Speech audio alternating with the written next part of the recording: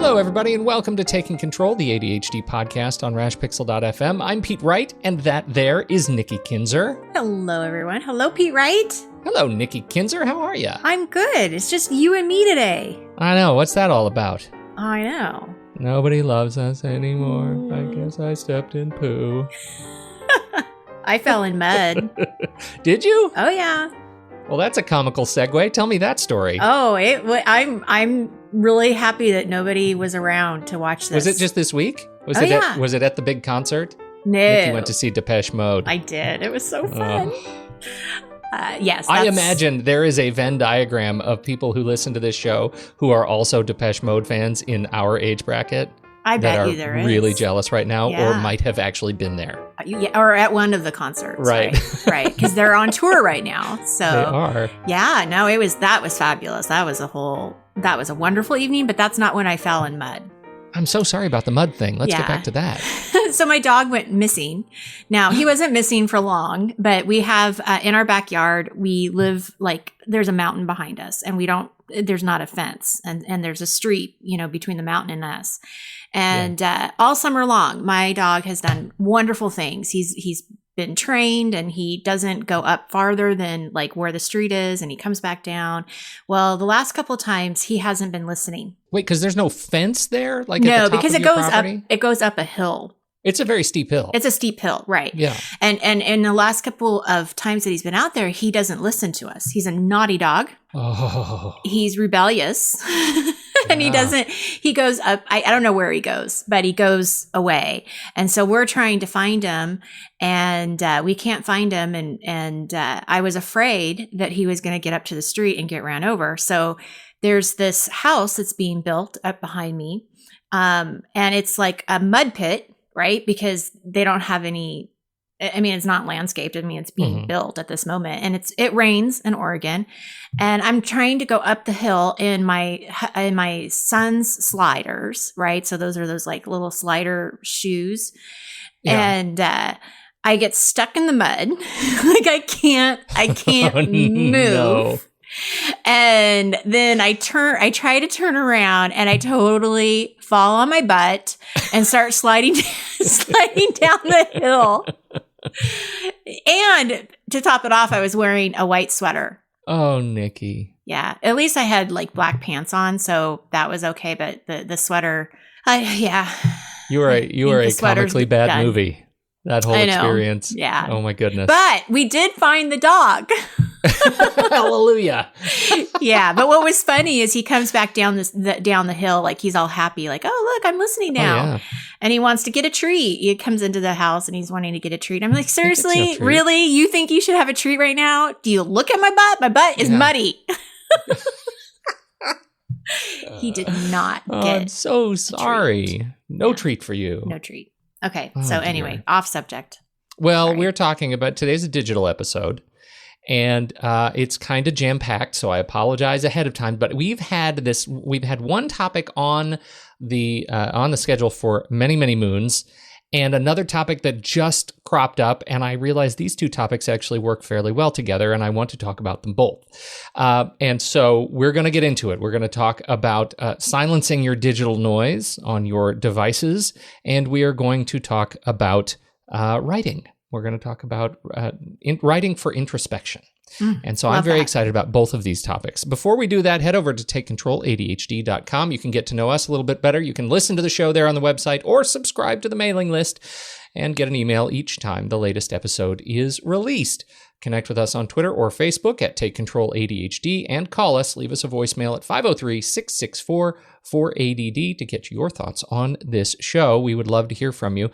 And don't forget, 5-star reviews in iTunes and recommendations in your favorite podcast player helps others to discover the show when they need help. So pay it forward and drop us a kind review. We sure appreciate it. And don't forget, we also have our Patreon page. If you want to support us more directly on Patreon, you can certainly do that. Patreon.com/the ADHD podcast. Thank you for your support. There you go. We have a little follow-up. Oh, just a very quick little follow-up from our show last week. So I'd gotten a couple of email responses from our show with Gabriel and Heather last week, and very positive. I mean, just, talking about ADHD and strengths and hearing other people's stories it can be such an inspiration. On the flip side of that, it can also be something that makes you feel worse, right? Yeah. And I did get a little bit of feedback too about how they didn't necessarily resonate or relate to Gabriel's, specific story, and didn't feel that ADHD was a blessing and really struggled with it. And so my response to that listener, and also to other people that may feel the same way, is to remember that, that's his story. And you have your own story. You have your own story to still write. And what I would hope is that you find either inspiration either from him or in other areas, just to know to not give up hope, that there are so many different ways to navigate your ADHD and create your story. And even if you felt a little bit bad, after listening to the show, or just frustrated because you're not at that place, just don't give up hope, because you can, definitely write your own story. Absolutely. And that's what I want to just bring to attention, because I think, we've had a lot of guests in the month of October, which is wonderful. I love it when we have guests on the show. And, you're not always going to relate to everything that somebody says, and you're not always going to relate or agree with what Pete and I say. And that's okay, because we can that's why we have these conversations. We want to bring attention and awareness and talk about it. And we love hearing your feedback. And so don't be afraid either. If it's something that you really don't agree with, we're not going to take that personally, unless you say you hate, my voice, or you hate me, or, I might take that personally. Yeah, right. There are limits. Yeah, right. Be nice, at least. There you go. Yeah. So that's all I wanted to say, just to kind of give some people encouragement that, may not be in the best place right now with their ADHD. Right. Thank you for writing in, certainly, and for sharing your thoughts. And for now, let's dig into our topic today. Now, Nikki, part one of today's epic mega digital show was on the calendar, and I did not put it there. Now, this is using devices, our digital devices, without getting distracted. I assume, because I did not put it there, that you put it there. And I'm curious if you remember back that far, what may have inspired you to put it there? I don't remember. I think that I think you probably told me to start planning, and you wanted me to use this Excel sheet, and it was going to help you if you knew what the topics were. And so I started writing things down. That is fair and honest feedback. Not what I expected, but probably how it happened. Probably, yeah. I've been talking to a lot of people lately, and it's just, you go out to dinner with somebody and they get out their phone, starts buzzing and binging, and they don't know what to do. And maybe it rings during a meeting, and you get the momentary freak out, the context freak out. Oh my God, I didn't know that my phone was still on. I don't know how to do it. I power it off. I don't know how to manage my bings and buzzes, right? Yeah, right. And so if you already know where your notifications or how notifications work on your digital device, that's fine. And this may seem like old news. Skip ahead a little bit. But if you don't, if you're one of those people who genuinely doesn't understand how to parse your digital buzzes and bings, this is for you. We're just going to talk briefly about the kinds of things you need to look for on your digital device, and so that you can just teach yourself a little bit, and have more control over what things bing and buzz. And why is that important, you might ask, to the ADHD brain? Well, because we fight distraction. Oh dear, do we fight distraction? And knowing how to turn off the bings and buzzes, either all at once or selectively, it can dramatically impact your ability to stay focused on a task when you really need to stay focused on that task. That's a big deal. Well, because especially when you think of out of sight is out of mind. So you won't necessarily think about that notification not coming through when it's not coming through, because you're not thinking about it. It's not right in front of you. So it doesn't matter what was on USA Today, because you're not going to be thinking about it. You're not, exactly. So yeah, a lot of pluses there. Well, and I go through phases where I feel like I have a little bit more control, and I'm a little bit more aware, and I can turn some notifications back on. when I feel like I need to be notified of certain things. And then I go through these phases where any notification is a disaster. It's a bomb that goes off in my brain, and I want to crawl under a desk because I can't hide from all the noises, and I have to turn everything off. And really take back ownership. That's really what we're doing when we're managing these notifications, is taking back ownership of the way people and things and services are allowed to reach into our lives. And so I'm pretty passionate about notifications, and I love granular control over what can reach me and what can't. And in particular, what little badges are on the icons, the badges? Yes, like the 27,000 unread emails. I hate that so much. I'm in pretty good control over my email, so I rarely have any badges on my emails, but I turn those off completely. I don't want to see any badges on any apps ever, because then I'm always wondering. It's the locked door syndrome. What's behind the door? So that's what we want to talk about. So the first category I want to talk about is strictly notifications, right? It's the buzzes and bings that come into your phone. These are by apps and system services. That includes rings. A ring, when your phone rings, is a notification, right? Messages, text messages, these are all notifications that come in to your system. So the first thing to do is to learn your app settings on, so we'll start on an iPhone. If you open your iPhone and go to settings, notifications, and notifications, there's a notification style list of all of your apps. You can see all of your apps that are installed on your phone, and you can control how they bing and buzz to you. And there are a number of choices there. You can control the badges on the app icon, for example. You can control sounds, whether the notifications bing or buzz, or if they are silent. You can control whether they show on your lock screen. Do you know what that means? Well, yeah, so that if your phone is locked and you have to have a password to come in, you're still getting the notifications. Yeah. Right? So and a lot of the newer iPhones, right? When you pick up your phone, there's a wake or there's a raise to wake service, right? It's on by default. So if your phone's sitting on a table and you lift it up, you don't have to press anything. Your lock screen will just show. And so this controls whether or not you can look at the lock screen without opening the phone and see the latest notifications and scroll through them. So you can also control whether your notifications show as banners, whether they're persistent banners that slide down from the top of your screen and stay there until you dismiss them, or whether they're temporary. They slide down for a couple of seconds and then slide away again. And some apps offer even further customization than that. If you're using the built-in Mail app on the iPhone, you can actually control notifications based on email accounts. So if you have 2 or 3 email accounts installed that you're checking on your phone, you can have some of them that actually display all the notifications in great detail, and some of them that have notifications turned off completely. And so you just kind of have to explore inside the apps and notifications that you use most frequently whether or not you want to be notified. Some of these apps, I tend to be fairly bearish about notifications, and I go in here at the app level and turn them off. For the ones that are going to be super distracting. This is where you do that. Now on Android, you can go into settings and then sound and notification in settings, and then you see your app notification list. And again, you get the allow notifications or block notifications. You get treat as priority, which is an option that says, if you're in do not disturb mode, which we'll talk about in a moment, if your phone is locked and you don't want any notifications, this app, if it's selected as treat as priority, will be able to jump through that block. So you'll get notified from this app, but not any other app in this particular mode.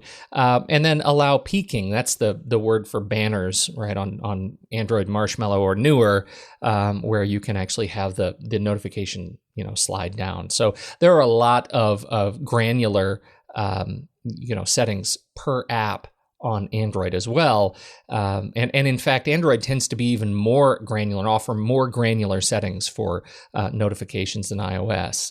So if you're an Android user, definitely jump in and look at your app list and make sure you think about, do I want to hear from this app all the time? By default, the app wants to tell you it's there. It's always wanting to yell at you and tell you it's there. And you have to take control and say, shut up. Shut up, app. Put baby in the corner. You're bugging me. So those are app notifications. Any questions, Nikki? No. Okay. let's move on to our second major section, and that is do not disturb.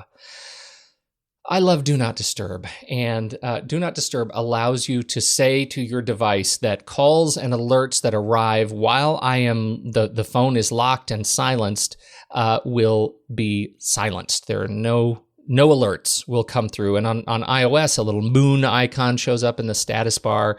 And so you can see that this is, I'm in Do Not Disturb mode. There's a Do Not Disturb button in the control center. If you swipe down from the top on your phone, you'll see the option to go into Do Not Disturb. You can also go into settings and then Do Not Disturb. It's just right there below notifications. You'll see the little moon button and you can click into Do Not Disturb. You can set Do Not Disturb manually where you just turn it on, which says, I don't want to be notified by anything right now. So in our case, we're doing a podcast. I don't want to be notified by anything. So I'll turn on Do Not Disturb so nothing gets through.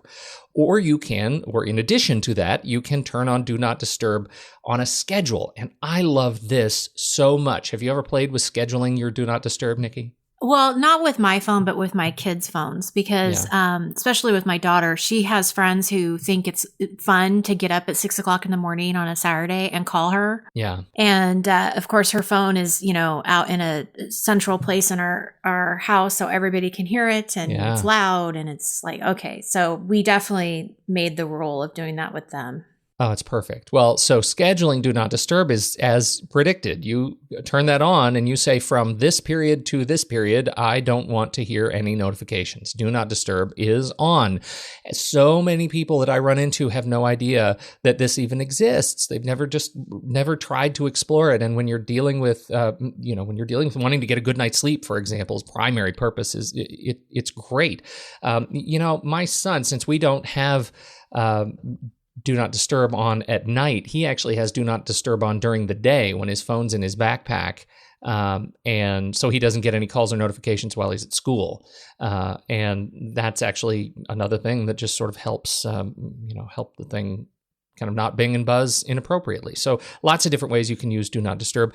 The feature is, it gives you a little bit more control than that. You can get repeated calls. So the second call from the same person within 3 minutes will be allowed through if you turn that option on.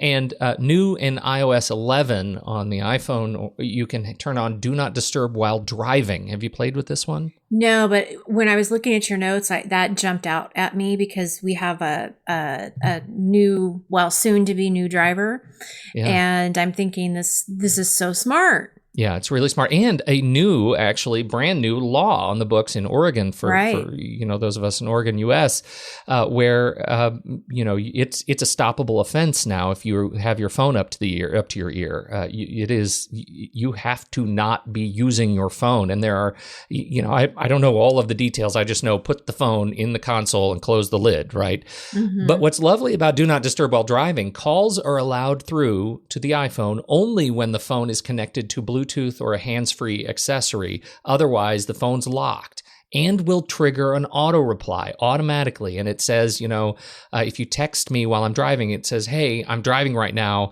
but and so I'm not seeing this notification. But as soon as I get it stopped, I will be able to see this notification and I'll reply to you, right? That's great. It is great. I love that and use it absolutely. It is triggered by GPS and movement. It tries to be intelligent. So when you get in the car, especially when you plug into like a CarPlay, device, you can, it'll know and it'll turn on this driving thing. If you are not driving, so if I try to unlock my phone while I'm driving, it actually pops up. It says, you're in Do Not Disturb while driving mode.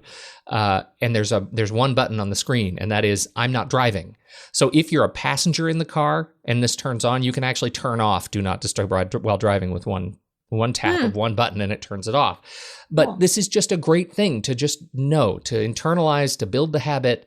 I'm always in Do Not Disturb while I'm driving. I don't want to be notified. I want to be safe. My choice is safety. So So that's do not disturb on Android. You can also set schedules. You have in my limited experience, I'm not a regular Android user, but in my limited experience, you have more granular control over the specific notifications that you do allow through the do not disturb barrier. And you can set a time limit, for example, like no interruptions for N hours. So I'm going into a meeting for 2 hours. I want do not disturb on for 2 hours, and then I don't want to have to think about turning it off again. So it just turns off at 2 hours, like a timer for do not disturb, which is pretty handy as well. So that's do not disturb. And so your phone in this case is still on. It's still receiving signals, but it's just not notifying you. There is a third mode, which we all know. If you're traveling, you get on a plane and you have to go to airplane mode. What does that mean? I run into people who don't actually know what's going on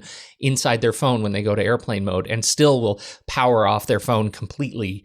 When they get on the phone. That's kind of old habit, but we don't have to do that anymore now. In the U.S., when you're flying, you need to go into airplane mode. That turns off your antennas. Right? So you have 3 antennas in your phone, or there's actually many little antennas, but there are 3 main categories of antennas. There's your cellular antenna. So when you're out and about, driving around, walking around in a mall, you'll be on, LTE or 4G. That's your cellular data antenna. There's your Wi-Fi antenna. When you jump on a Wi-Fi network, that's a second category of antenna. And there's your Bluetooth antenna. So if you're connected to a smartwatch is connected to your phone, or some other presentation device, or your Apple Pencil is all connected through some combination of Bluetooth, Wi-Fi, and cellular. If you go into airplane mode, it actually turns off those antennas, right? So now you're not getting notified, not because your phone is selectively telling you, I don't want to be notified about certain things. You're not being notified because you're not getting a signal, right? You're not receiving a signal. There is no in and out of data to your device. That is, that's the biggest sort of hammer you can put down on your notifications. I use airplane mode all the time when I really, really, really want to focus on something, right? If I'm sitting down and I'm trying to write, if I'm sitting down and I'm working on a project, if I'm editing a podcast, if I'm whatever my project is I'm working on, I'll go into airplane mode when I just need to shut down. Because again, that locked door, I don't want to see that a notification has come through that will distract me. So I turn that off. Now, all of these systems allow you now to go in and go into airplane mode and then turn back on individual antennas. Like, for example, the use case for me is you turn back on Bluetooth if you want your watch to work and you want your Apple Pencil to work, but you can leave the cellular and Wi-Fi antennas off as needed. So I like that a lot. So that's a handy one to get to know. And finally, there is, if you're an Apple Watch user, and forgive me, I don't know any of the other watch manufacturers. I've never used any watch other than the Apple Watch, but I do love this feature. It's called theater mode. And so the Apple Watch, when you pick it up to look at it, it's off all the time. So the screen is black until you pick it up to look at it. And then the screen turns on and the clock shows up so you can tell the time. But if you're in a theater, that can be very, very bright. And so you're in a dark room, and you even if you don't intend to look at your watch, when you move your arm a certain way, the watch might turn on and totally blare somebody's eyes out, who's sitting next to you. So you just swipe up from the bottom on your Apple Watch, and there's the 2 theater masks, the happy and sad mask. And if you hit that button, that will leave your phone receiving notifications, and it'll still tap you if it needs to tap you, but it won't actually activate on raise to wake. So it won't show you this. It'll stay black no matter how you move your arm. So I just like that's a little trick, and I feel like that was snuck in watchOS 4 that most people haven't explored yet. So watchOS 4 notifications, very handy. Awesome. What do you think? That's a quick review, but what do you think? Yes. Great. Useful stuff. Very useful. And now we just have to do it. We have to turn the notifications off, and we have to turn airplane mode on. I think that's the biggest key is now you you know how to eliminate the distractions in this case and silence that noise, and now we've got to just follow through with it. You really do. And so I really love having these things in iOS 11. You just swipe up from the bottom of the phone and you're in Control Center, and you have buttons for Do Not Disturb and for airplane mode. And now in iOS 11, they actually show you all 4 buttons for managing your antennae. So you can drop off of the cellular network, you can drop off of the current Wi-Fi network, you can turn off your Bluetooth and disconnect your current Bluetooth device, and you can jump into airplane mode, all with a quick swipe up from the bottom. You see those options. I really love it. I think the more intimate you can get with where those controls are in your specific device, the happier you will be. And I'm telling you, I turn these things off all the time. Do it, try it, shut it down. And you can do it without having, because I shut it down because I still need to use my device, right? It's not like I'm trying to put it away. And that leads us into our next question, or our next topic, which I will be brief. But I have been thinking a lot about journaling lately. And why? Well, a number of reasons. First, it's NaNoWriMo is coming up. National Novel Writing Month starts November 1st. And I am a big proponent of NaNoWriMo. If you like writing fiction, this is a great opportunity to sit down and join a collective of people around the world who are attempting to write a novel in the month of November. I've been involved in some way, shape, or form as a participant for the last 14 years. Wow, and so I'm a big fan of NaNoWriMo. But I got to thinking about journaling, and do you journal? Are you a journaler? I do journal. I don't do it every day, and I don't, I'm not consistent every day, and I'm okay with that. Like, I'm not trying to be consistent every day. Right. I journal when I feel the need to, and that's okay with me. So, but I definitely do. Yes. I think that's really important. And I like that you give yourself permission, right, intentionally to say, I don't have to journal every day, right? But I do journal because there are benefits when I need it. And that's me too. I'll sit down and I journal. I journal more often these days than I ever have. And part of it is because of the technology. And part of it is because I'm just continue to expand my horizons around why I journal, the kinds of things I write, in my chosen journal of choice, whether it's, building a deeper relationship with myself, it sounds kind of weird, but I like having a dialogue with myself, right? Yeah. I ask me through my journal to help me solve problems. Well, and isn't it amazing how it does that? It does. I mean, I know exactly what you're talking about. There was a period in the summer where I journaled for probably 5 days straight, and they were long. And I came to conclusions that I don't think I would have come to if I hadn't gone through that process. Yeah, you come up with like these creative solutions to things that you're butting your head up against, and it's really valuable. And if you've never tried it, that can be a surprise. After a couple of days, you realize, hey, I'm changing the way I live because of this. It really helps you with this sort of memory augmentation or building new habits and routines to be able to just write them down, to document them step by step. Here's what I need to do next to achieve this goal, or to, every day, the first thing I write in my journal is, for example, I remembered to put my keys in the key bowl again. That's great. Right? Nice. Right. Yeah. That's a thing I'm going to celebrate in my journal every single day. And then it will become a habit. You can remember where you came from. For example, here's one that kind of surprised me. My folks were going through some old boxes of photos and started scanning and sending me photos of from years and decades and generations gone by, so I'll get this, this was your great, great, great grandfather, and he ran an apothecary, and here's a little story. So I'll take that and I'll put it in my digital journal, which I'll talk about in a moment. And I'll write that little story, right? I'll tell that story to myself about this, long lost relative. And that is such a great idea. You know why? Here's why. This is so important to me. And I didn't realize this until I started doing it, that when I write that story, this is Grandpa Curtis, and he was a drunk, and he died a drunk. And there is alcoholism in the family. And by writing this down and celebrating the accomplishments that he had and the great sort of sadness that was his end of life, I get to reflect on growth. And that is really important. That I am today, who I am today represents growth from where we in our family were generations ago.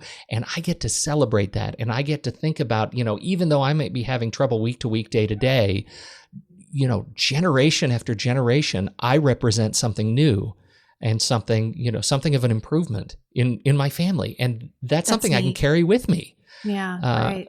So beyond sort of goal setting and life logging, hey, I had a great cup of coffee today at this particular location. It was good. I would go back here. You can put that kind of stuff in there. You can process notes from therapy. With all of these things, a journal, I believe, serves you best when you not only dictate what happened in your life, but when you stop and you ask yourself, why? And how does this impact me? Right? I think that makes a journal really, really valuable, and the whole process of journaling really valuable. So, I've talked about my love of field notes, which are always with me in my iPad and Apple Pencil. They're constant companions. So what do I do with them?